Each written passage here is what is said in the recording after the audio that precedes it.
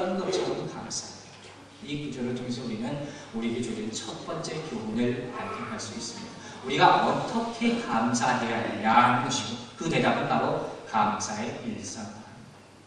항상 감사해요.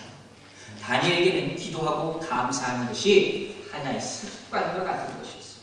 어떤 상황에 내가 처한다 할지라도 그는 기도하고 감사하는 것을 가장 우선으로 했고 그것이 일상화되었다는 거예요. 그렇기 때문에 나중에 그가 처한 모든 시험을 다 패스할 수 있었다는 거예요. 이게 다니엘의 삶의 모습이에요.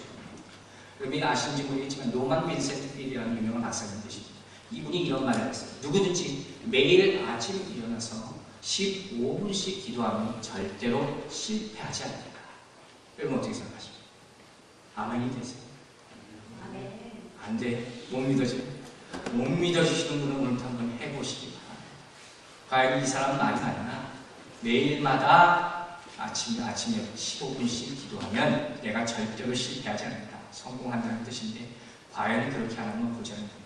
근데 조금 안타까운 것은 언제까지 기도하라는 말은 없어요. 어쨌든 그렇게 기도하면 아침에 15분씩 기도하면 절대로 실패하지 않을 것이다. 여러분 감사는 액시던트가 아니라는 말이 있어요.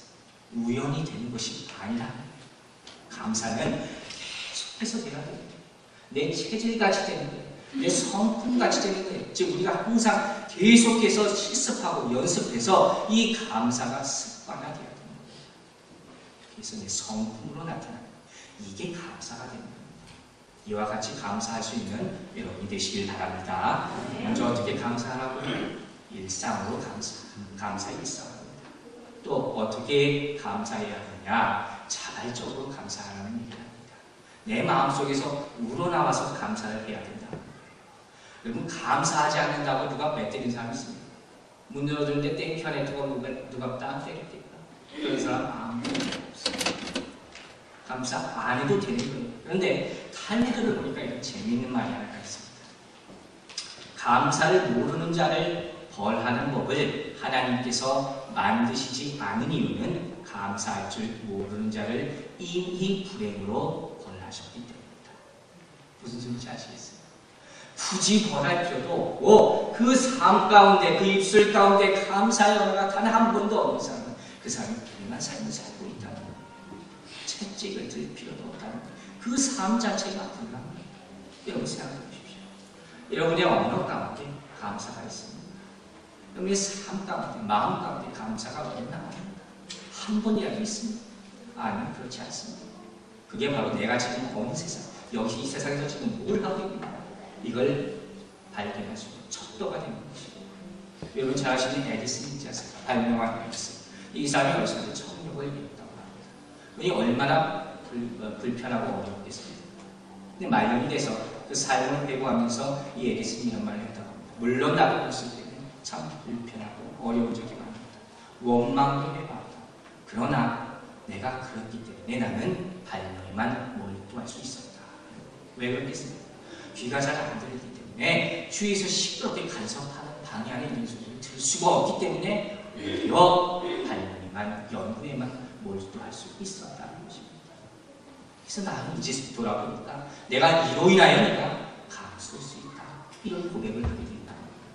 여러분 감사하는 사람들은 어떤 것도 감사할 수 있습니다. 왜냐하면 모든 것이 감사 이유가 되고 감사의 제목이 되기 때문에 혹이라도 정말로 나는 감사할 제목이 없다 이렇게 생각하시는 분이 없겠습니까? 그럼 이 순간 하나님을 보시고 나를 보시기 바랍니다. 그렇다면 우리는 감사하지 않을 수가 없게 되는 것입니다.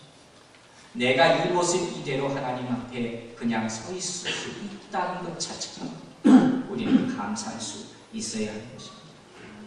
여러분 감사는 조건부가 아니에요. 어떤 건가요?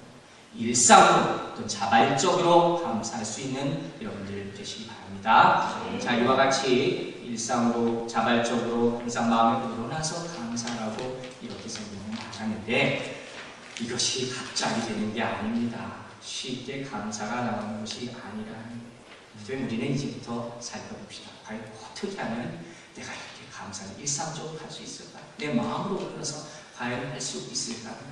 이걸 좀 많이 고민을 했습니다. 답을 찾지 못해서 쉬운 예를 찾지 못해서 고민을 했는데 바로 지난 금요일 저녁에 제가 힌트를 하나 얻었어요. 그 결론부터 얘기하자면 우리가 이렇게 감사할 수 있게 만드는 한 가지 방법은 뭐냐? 바로 교육이라는 거예요. 여러분 오신 분들은 알겠지만 지난 금요일날 우리 김신영 교수님 나오셔서 교육에 대해서 가르침과 배움에 대해서 굉장히 귀한 말씀을 우리에게 주셨습니다. 특별히 제가 그날도 얘기했지만 참 성경적이고 이해가 되는 말씀이다. 제가 참 감사하는 마음을 갖고 있었어요. 그러면서 제가 교육의 필요성에 대해서 다시 한번 생각하게 됩니다. 이 오늘 본문을 보면서 아하, 교육이라는 게 이렇게 필요하구나. 자, 무슨 얘기를 하려고 그러나 저도 자식을 키웁니다만 아이를 키우면서 저 자신이 참 부족한 것을 참 많이 발견합니다. 나이는 먹을 만큼 먹었지만 어떻게 키워야 되는지 지식도 없고 경험도 없고 그냥 대책 없이 키울 때가 많습니다. 준비가 되지 않다는 거죠. 근데 때때로 보면 좀 미안하다는 생각도 갖습니다. 아빠로서 제대로 자기병 같아서 미안한 그런 마음을 갖곤 합니다. 또 한편으로는 이 아이를 어떻게 키우는 것이 장래를 위해서 좋은 것인가 이런 고민도 참 많이 합니다. 좋은 책도 있고 좋은 강연도 있고 또 각각 부모님들이 인생 선배들의 많은 조언도 있지만 아이들마다 다 성품이 틀린 것이고 환경이 틀린 것이고 경우가 다른 것이어서 똑같이 다 대입할 수는 없는 것 아닙니까? 참 쉽지 않은 거란 말이에요. 왜 나는 그랬는데 얘는 그렇지 못할까? 대부분의 부모들이 이런 마음과 이런 말을 하게 된다 했습니다. 그래서 또 많은 얘기도 듣지만 또 교육에 대해서 많이 생각하고 또 보게 되는데 그 가운데 제가 미국에 살면서 한국에 있기 때문에 제가 한 것 중에 하나는 한국의 교육과 미국의 교육, 한국 사람들이 아이를 가르치는 방법과 미국 사람들이 가르치는 방법을 비교할 수밖에 없어요. 그게 보이기 때문에. 그런데 인상 깊은 게 하나가 있는데 그건 뭐냐면 여러분들 다 아마 쉽게 접하시는 거죠. 아이들을 어렸을 때부터 미국 사람들 보니까 땡큐라는 말을 가르치더라는 거예요. 이걸 가르쳐야 돼요. 그냥 저절로 되는 것이 요새 우리 애도 열심히 가르치려고 집사람이 하는 것 같은데 저도 그게 잘 안 되거든요. 근데 얘가 되다가 어떻게 비슷하고 딱 규모 비슷하게 하는데 이런 거 정말 땡큐지도 모르겠고 또 억지로 가끔가다 나오는 것 같아요.